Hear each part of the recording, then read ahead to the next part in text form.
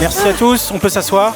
Très heureux de vous avoir avec nous. On arrive à un moment de l'histoire qui est passionnant, qui est le fait qu'on a beaucoup parlé d'IA, et là on va rentrer dans une ère où l'IA va concrètement révolutionner le point de vente. Et on a un panel exceptionnel aujourd'hui.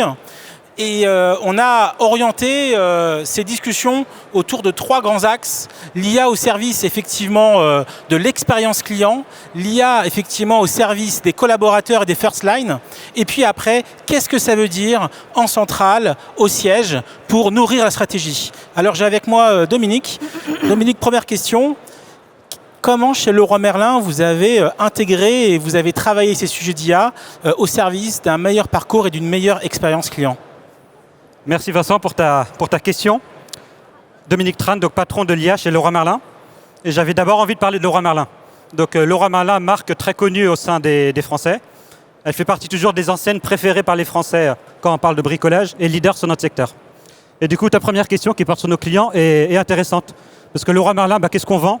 On vend des choses simples. On vend des marteaux, on vend des clous, on vend des choses compliquées.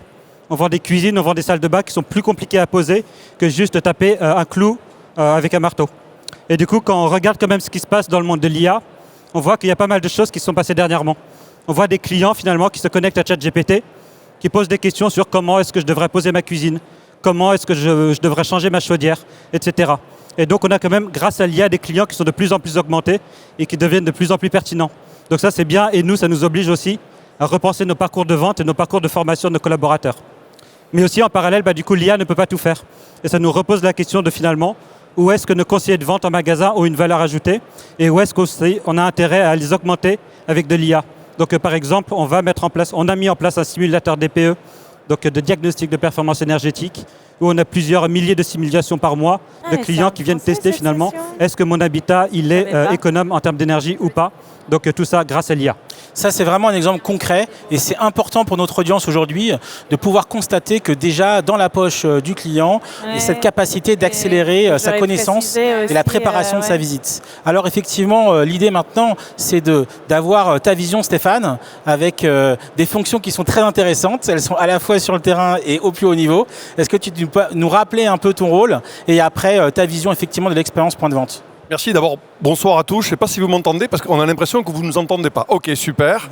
Donc, moi je m'appelle Stéphane Sinopoli, je suis propriétaire je suis adhérent Intermarché. Pour ceux qui ne le savent pas, adhérent Intermarché veut dire que je suis propriétaire d'Intermarché. Donc j'en ai 2 à Clichy et 1 à Buc près de Versailles. Vous êtes tous invités à venir faire vos courses chez moi, ça sera avec grand plaisir. Mais surtout, j'ai en charge la direction de la monétisation de la data et l'innovation chez les mousquetaires. Alors, on a un président qui est médiatiquement connu aujourd'hui, Thierry Cotillard. Il a 12 adhérents autour de lui. Et dans les fonctions que j'occupe, j'ai le périmètre de la Pologne, la Belgique, la France, le Portugal et toutes les enseignes mousquetaires, je les répète, Bricorama, Bricocash, Bricomarché, Intermarché Netto et Rodi pour l'automobile. Voilà, pour ce qui est des présentations. Pour ce qui est des mousquetaires concernant l'IA, il y a un prérequis sur lequel on a déjà tranché il y a un petit moment. Chez les mousquetaires, tout ce qui n'est pas héroïste en termes d'IA au bout de 12 mois est abandonné. Et j'en vois certains d'entre vous qui rigolent. J'imagine que certains d'entre vous ont lu l'étude du MIT qui dit que 95% des projets IA dans le retail avortent en moins d'1 an. Récemment, j'étais avec Florent, donc mon directeur général chez Microsoft, qui nous confirmait cela à Seattle. Donc du coup, qui va piano, va sano, va lontano, en italien, donc on fait attention. Mais pour autant, il y a des vérités carrelage. Alors chez nous, on a un vocabulaire spécifique qui est le carrelage. Une des vérités carrelage, et je vous donne un exemple, je pourrais vous en donner plein, mais il m'a dit que j'étais chronométré, donc je vais vous en donner Je te confirme. Je vais vous en donner un seul. sur les points de vente, et ça va vous surprendre. 65% des appels sur les 3500 points de vente que nous avons sont « À quelle heure ouvrez-vous ? À quelle heure fermez-vous ?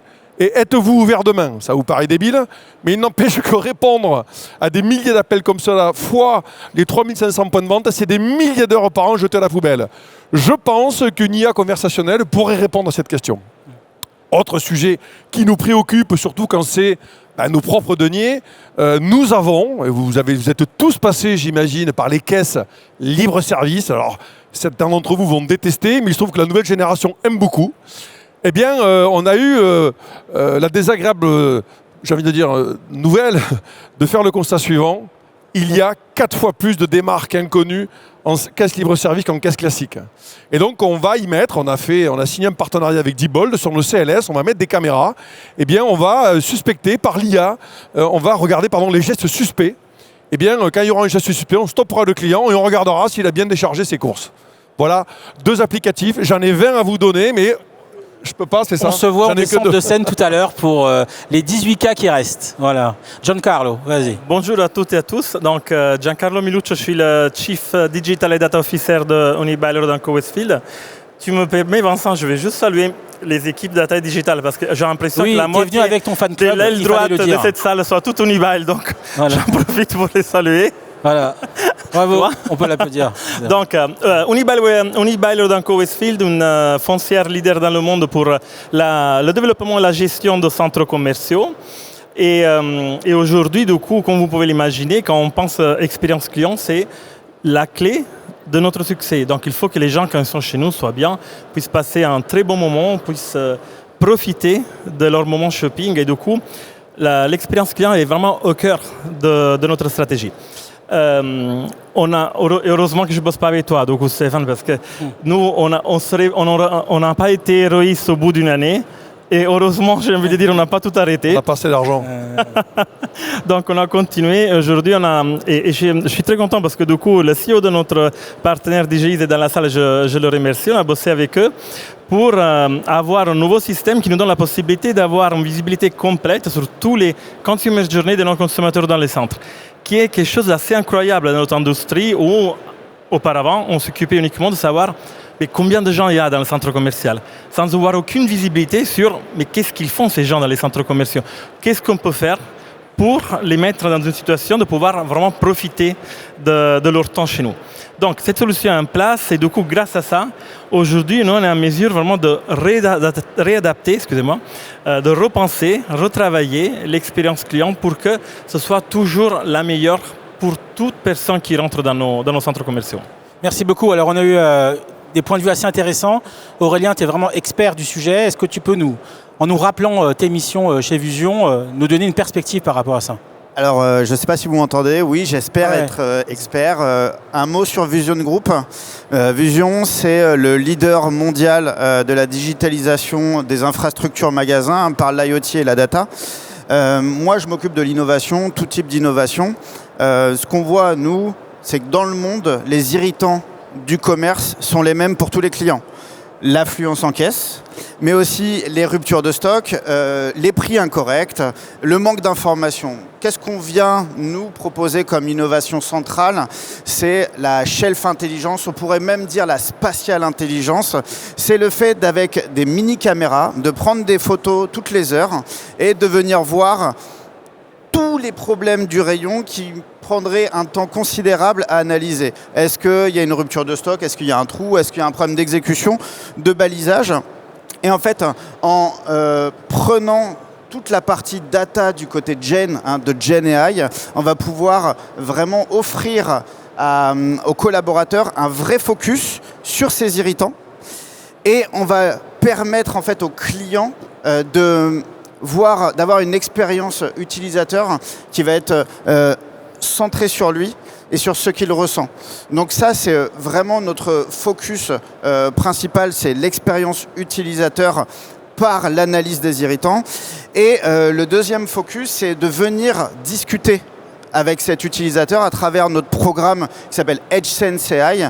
C'est comment le magasin peut libérer les informations, le manque d'informations aux clients, mais aussi aux agents, potentiellement aux robots, comment en fait on peut discuter en langage naturel avec son magasin, comment celui-ci peut lui répondre. Et du coup, notre principal client, le plus connu, Walmart, il ne s'est pas trompé, il sait qu'il y aura plus de commerce sans technologie et l'actualité fait qu'il s'est coté au Nasdaq la semaine dernière. Il l'a annoncé la semaine dernière en France, ça va être officiel début décembre. Donc voilà, c'est vraiment cette trajectoire que nous on accompagne tout en gardant la vérité du monde, du ROI. Merci beaucoup. Alors, on l'a vu dans cette première partie de table ronde, le consommateur est de plus en plus informé et de plus en plus outillé.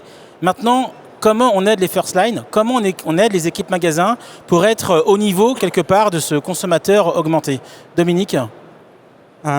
J'ai deux réponses à ta question, Vincent. Oui. La première réponse, c'est quand on parle de Leroy Merlin, on parle d'une boîte où vous avez des collaborateurs qui prennent des initiatives et qui s'intéressent aux technologies. Et donc forcément qu'un outil comme ChatGPT apparaît, du coup il y a des gens qui se mettent à tester et à regarder ça. Après, en tant qu'entreprise leader sur notre secteur, du coup on se dit ah ouais, quand même, est-ce que c'est génial que nos données risquent de partir dans la nature, etc. Et donc première réponse que nous on apporte à l'ensemble de nos collaborateurs, c'est donner une solution sécurisée d'IA générative pour 100% des collaborateurs dans l'entreprise. Ça, c'est un geste fort quand même. Et après, deuxième réponse qui me paraît moins importante, c'est, du coup, je vais vous parler que des sujets qui tournent en production dans nos 145 magasins. C'est finalement, on prend nos cœurs process du retail et on se dit comment est-ce qu'on injecte de l'IA dans ces process. Donc aujourd'hui, nos assortiments en magasin sont drivés par de l'IA, notre pricing est drivé par de l'IA, tous les contrôles qu'on fait sur nos ruptures cachées sont drivés par de l'IA, etc., etc. Et vraiment, on redescend tous les process des frontliners un par un pour se dire où est-ce qu'on pourrait augmenter tous nos collaborateurs grâce à de l'IA. Merci beaucoup, Stéphane.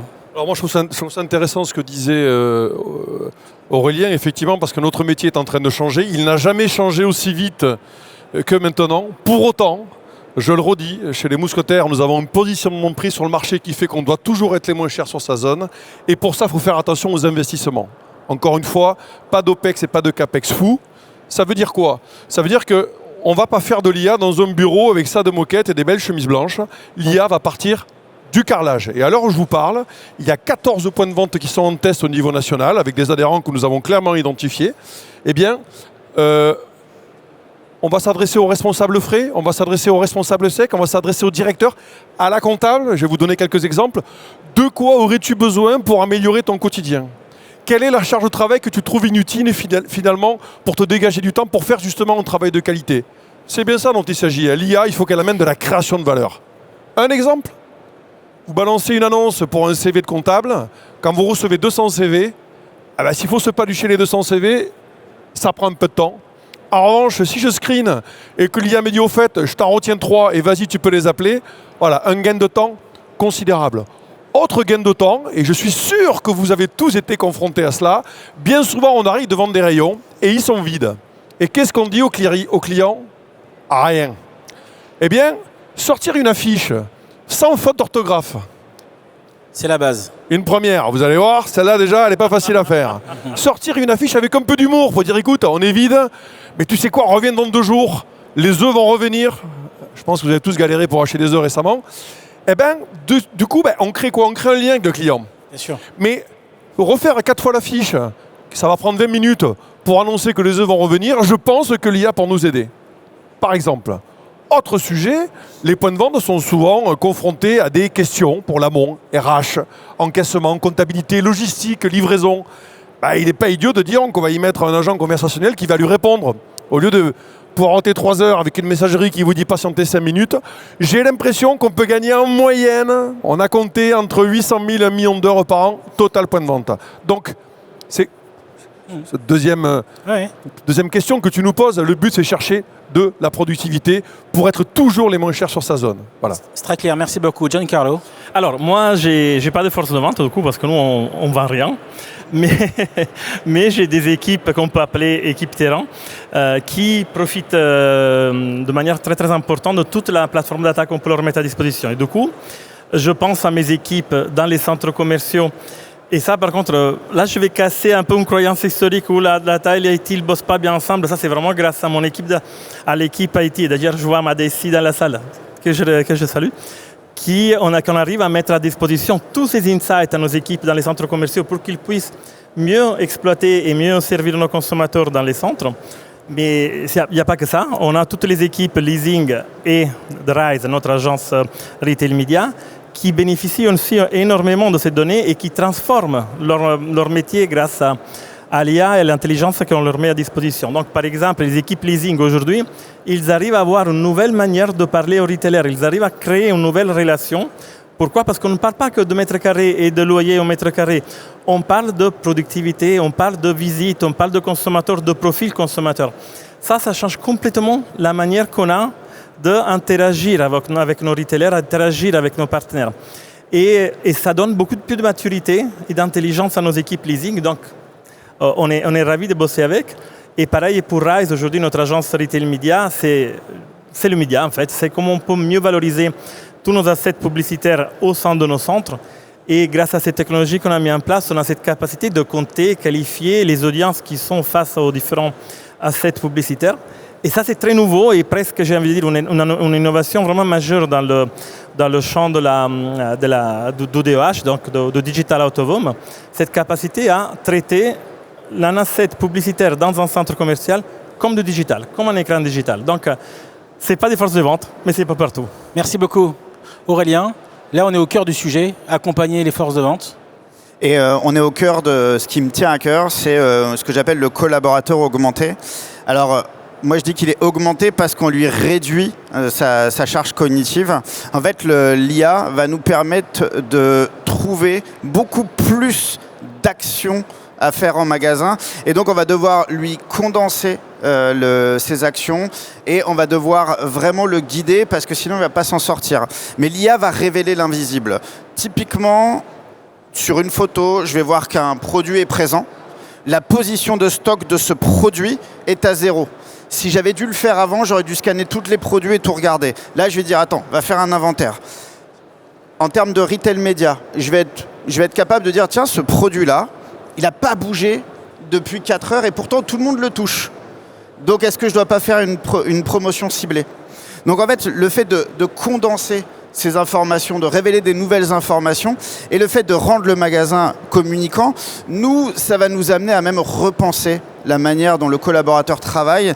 Et là, on va discuter plus sur l'interaction avec l'infrastructure et l'affichage tête haute. On croit beaucoup on va dire aux smart glass, aux lunettes connectées, mais ce dont on est persuadé, et parce qu'on l'a mesuré, et Stéphane le confirmera, c'est que tous les retailers, et j'ai vérifié mes chiffres hier soir avec un adhérent Intermarché, tous les retailers qui ont mis en place on va dire ces prédictions de parcours et ces parcours augmentés, en termes de juste préparation drive e-commerce, la productivité, elle est x3 par rapport à ceux qui ne l'ont pas fait.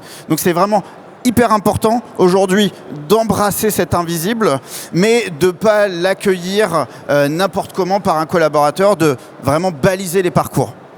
Juste pour rebondir, ce que dit Aurélien, c'est très intéressant. Mais il y a un sujet, et je le dis encore une fois chez les mousquetaires, c'est que c'est un parti pris assez fort et que j'incarne bien en interne, c'est l'innovation, oui, attention au CAPEX, mais attention aussi à l'OPEX. Parce que bien souvent, il y a des innovations, on ne le voit pas. On dit, tiens, je plug l'INO, et derrière, il me faut des heures et des heures et des milliers d'heures par an pour les faire tourner, voire pour en générer la valeur. Et ça, chez les mousquetaires, en tout cas, on y sera très vigilant, mais on travaille... Je te réponds juste après. Non, mais je sais qu'on travaille par ailleurs ensemble, mais nous sommes très vigilants à ces sujets-là. En tout cas, tout ce que je lis dans la presse, il faut foncer partout sur l'IA. Nous, on y va, mais prudemment. Voilà. Après avoir échangé sur le bénéfice client et aider les équipes First Line, comment nourrir du coup en termes d'insight le siège pour aider à la stratégie, nourrir du coup des pistes, augmenter bien sûr effectivement et travailler sur le chiffre d'affaires. Comment du coup vous commencez à intégrer l'IA, et comme on a encore un peu de temps, on fera un tour sur les KPI que vous mesurez et que vous mettez en place autour de ce sujet. Vas-y, je t'en prie. Pour moi, il y a une réponse facile à ta question, parce qu'en fait, il suffit de tourner la tête pour voir finalement c'est quoi la difficulté numéro 1 quand vous traitez un projet d'IA. Pour moi, la difficulté numéro 1, c'est l'adoption de l'IA. L'adoption de l'IA. Il y a une citation qui revient souvent dans le monde de l'IA, c'est quand vous investissez 1 euro sur la tech, mettez le double sur l'humain. Mettez le double sur l'humain, c'est comment favoriser finalement l'adoption de ces technologies. Et quand on regarde nous concrètement, du coup, qu'est-ce que ça veut dire? Ça veut dire que pour moi, l'IA doit être un sujet qui est intégré à un niveau stratégique pour traiter aussi la dimension humaine et le change qu'on a à opérer. Et concrètement, qu'est-ce que ça donne chez Leroy Merlin? Quand on lance un sujet, on a toujours un risque. On essaie de viser juste, mais on a toujours un risque. Et donc, quand on lance un sujet chez Leroy Merlin, c'est toujours du coup, comment j'onboard mes magasins dans la réflexion? Est-ce que mon sujet est le bon ou pas? Et comment est-ce que finalement, dans le delivery, j'implique mes magasins? Je crante avec certains utilisateurs, je grossis. Des fois, je pivote, des fois, je fais demi-tour, des fois, j'arrête, etc.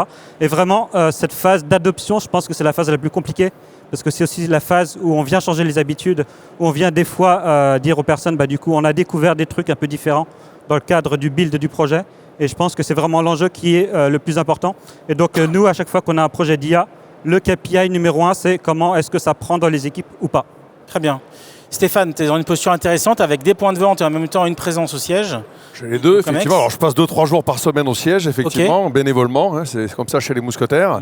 Non, bah oui, mais... C'est un message de service. Bah oui, il faut quand même, faut quand même le dire. Ok, vas-y. Non, Dominique, ce que tu dis est intéressant et moi je partage. Hein, je pense que l'incarnation, en tout cas, l'IA chez nous partira du carrelage. Ça c'est clair et net, mais pour autant, il y a des applicatifs au siège et je vais vous en citer quelques-uns et que vous avez, je suis sûr, tous regardé il y a quelques temps de cela. On a un concurrent qui a dit tiens, si je faisais une pub à base d'IA. Alors, pour vous donner un chiffre, et je sais que tu nous as demandé d'alimenter ce que l'on dit par des chiffres. Ah oui, c'est très important. Eh ben, un film pour la grande distrie, c'est minimum 1 million d'euros, fois plus. Un film à base d'IA, de ce que j'ai compris, ça n'a pas coûté plus de 100 000 euros. Donc là, on peut quand même se poser une question, déjà, petit homme. Donc évidemment, on regarde cela. Alors, chez nous, on a coutume de dire que c'est un peu exotique, mais enfin, quand on commence à parler de millions, on considère que c'est pas exotique. Donc vous voyez, là, clairement, il y a un applicatif siège où il y a des gros gains. Mais pas que. Moi, je me souviens, j'étais jeune acheteur dans les années 90 en France et puis après en Pologne. À l'époque, quand on signait un contrat, j'ai vu L'Oréal juste avant, quand on signait un contrat avec L'Oréal, il y avait 4 pages, quoi. Tout le monde de signer, on se tapait dans la main, on rentrait à la maison. Aujourd'hui, il y a un service juridique avec 3 mecs derrière, il y a 100 pages, et là, c'est plus la même. Donc à l'époque, il n'y avait pas de service juridique. Pour signer ces contrats-là, je suffisais à la signature du contrat. Autant vous dire que le monde a changé. Eh bien aujourd'hui, évidemment, quand vous avez 1000 fournisseurs et que vous recevez 1000 contrats de 100 pages, ah ben là, ça ne marche plus parce qu'il faut que tu embauches 4000 juristes. Ça ne marche plus. Donc du coup, on considère que l'IA va nous aider, évidemment, en ce sens. Il n'y aura pas que ça, évidemment. Je pense à tous nos sujets amont. Quand je parle de l'amont, et chez nous, c'est important de mesurer que l'amont, évidemment, doit être efficace aussi, parce qu'on passe souvent au point de vente, mais l'amont, eh bien, je peux vous dire qu'aujourd'hui, et je sais que bon nombre de distributeurs sont un petit peu comme nous, ces sujets de contrat, c'est devenu une des priorités. Pourquoi ? Parce que c'est celui qui est le plus héroïsable, le plus rapidement héroïsable. J'en reviens sur le sujet. De la productivité, oui. Pour être les moins chers, oui, chez les mousquetaires, mais héroïsable en moins de 12 mois. Et il ne faut pas que ça génère de l'OPEX derrière. Pas question. Merci beaucoup. Giancarlo. Alors, en fait, j'en profite pour pardon. J'espère que vous m'entendez. Alors, c'est pour te donner un peu de contexte. Quand je suis arrivé chez Nibali il y a 5 ans, mon CEO m'avait dit, je ne sais pas comment, mais je pense que la data peut être ma nouvelle source de revenus. Je pense qu'on peut faire la croissance grâce à la data. Et j'ai apprécié cette démarche parce que c'est une démarche très très large où ça me donnait vraiment la possibilité de travailler avec une page blanche.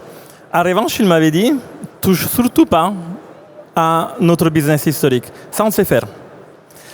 Et ça, je t'avoue que je n'étais pas trop d'accord parce que à l'époque, je voyais à quel point la data et l'IA pouvaient aider l'entreprise à améliorer les processus internes. 5 ans sont passés, donc on a travaillé énormément sur le nouveau revenu, on a travaillé énormément sur générer de la croissance. Je pense qu'on a fait un très bon boulot. Bon, il y a encore beaucoup de choses à faire, mais là, tout a changé. Pourquoi ? Parce que maintenant, avec la Gen AI, les gens comprennent à quel point l'IA peut avoir un impact incroyable sur tous les métiers de manière transversale à l'entreprise. Et donc là, et j'en reviens du coup, j'en profite de remercier mes partenaires Artefact qui sont dans la salle, Radi et Marie. On se dit, mais en fait, on a quelque chose à faire. Le business traditionnel, on peut le transformer. On peut aller chercher des nouveaux KPIs qui nous font voir la même chose dans une perspective complètement différente. On peut changer ce qu'on pensait être déjà très bien fait. Quelque chose qu'on pensait ne pas pouvoir améliorer. Donc, je trouve que là, quand on pense à la stratégie du Nibali, la data rentre à tous les étages de la fusée. Et ça, c'est vraiment très intéressant parce que du coup, maintenant, on ne bosse pas uniquement avec nos équipes terrain, avec nos équipes retail media. On bosse avec la finance, on bosse avec nos équipes leasing, on bosse avec l'operating management. On bosse avec des métiers qui n'ont jamais même pas compris ce que la data faisait. Et ça, c'est tellement incroyable parce qu'ils voient l'intérêt de toute une nouvelle démarche. Et maintenant, la question qu'on a qui est très compliquée, c'est de dire comment on fait pour ne pas créer une IA qui soit siloisée dans l'entreprise ? Comment on fait pour ne pas créer une IA qui soit utilisée de manière complètement différente par l'IM, par le leasing, par Rise, etc. Comment on fait pour créer une seule plateforme où tout ça soit intégré? Et du coup, là, on revient à tous nos nouveaux projets qui sont partie intégrante de notre stratégie. Comment on peut créer ce qu'on appelle des digital twins de nos centres commerciaux? Comment on peut commencer à faire que nos employés bossent sur les fondamentaux d'un centre commercial en utilisant une technologie et en utilisant l'IA de manière en fait très, très pragmatique. Et c'est ça qui change complètement chez Uniball, c'est vraiment cette utilisation de l'IA qui impacte de manière plus profonde le business. Et du coup, quand on parle de KPI, en fait, il n'y en a que deux, les sales et notre footfall. Si on est en mesure, avec ce qu'on fait, de faire bouger les sales de nos centres commerciaux et de nos retailers et le footfall, je pense qu'on a gagné. Aurélien, mot de la fin. Le mot de la fin, waouh. Je parlerai de ROI à la toute fin pour Stéphane, mais moi ce que je vois et ce que nous on mesure globalement, c'est que l'IA aujourd'hui, et j'ai même envie de dire le Gen AI, parce que moi j'en fais depuis très longtemps, mais cette nouvelle manière de construire des modèles nous permet d'aller plus vite, à plus grande échelle et d'avoir des démarches au niveau siège de co-construction, que ce soit avec les marques ou les magasins. Un exemple très concret, vous avez une nouveauté dans un réseau de franchisés, que je ne vais pas citer.